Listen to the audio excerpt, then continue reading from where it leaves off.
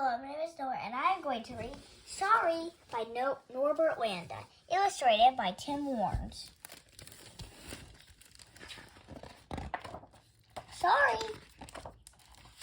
Bear and Rabbit were the best friends you can imagine. They lived in their Bear Rabbit house. They cooked in their Bear Rabbit meals in their Bear Rabbit kitchen.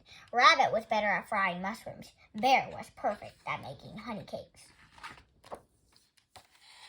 At night, they slept in their Bear Rabbit bunk bed. Rabbit slept below. Bear slept above because he was better at climbing. In summer, they lived in their treehouse. Rabbit told stories to Bear because he was better at telling stories. It was a wonderful feeling being a good friend and having a good friend. One summer morning, Rabbit saw something blinking and twinkling in the sun. "Look, Bear," he said. "What's that down there?"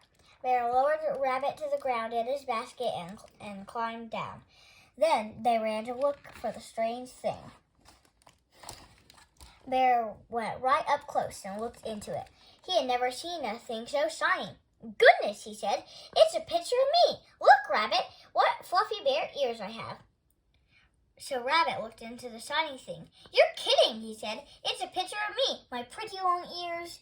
Don't you see them?" "You're completely wrong," said Bear, grabbing the shiny thing. "These are small and round and fluffy bear ears. This is my picture." Rabbit grabbed and Bear pulled and Rabbit pushed and Bear tugged, and the two of them tore the shiny thing in two. Then they both stormed off with their own little piece. Oh, how mad Rabbit was!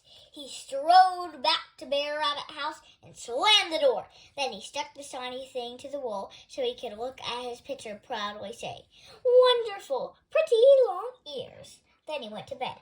What else could he do alone in Bear Rabbit house? Meanwhile, Angry Bear climbed up the treehouse and stuck his piece to the wall. He sat down on the bench to admire himself and his round, fluffy ears. Then he looked down to Bear Rabbit house. "I could really do without such a friend," he grumbled. Evening came and night came, but Rabbit could not sleep, and he wasn't angry anymore. "How silly I was," he sighed. "How good it would be to have Bear here with me, so I could tell him a wonderful good night story." Up in the treehouse, Bear stared at the moon. He was sad and felt lonely, just like Rabbit. What could I do to make Rabbit happy and be my friend again, he thought. Then Bear had an idea. He took his little piece of the shiny thing and climbed down the tree. Quietly, he patted Bear Rabbit house. But Rabbit was not in bed either. He was standing outside, holding in his hand his own little piece.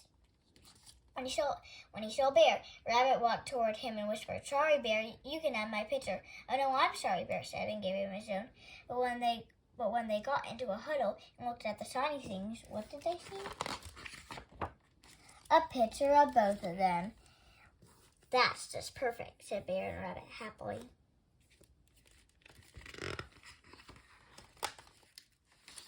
I hope you enjoyed the book.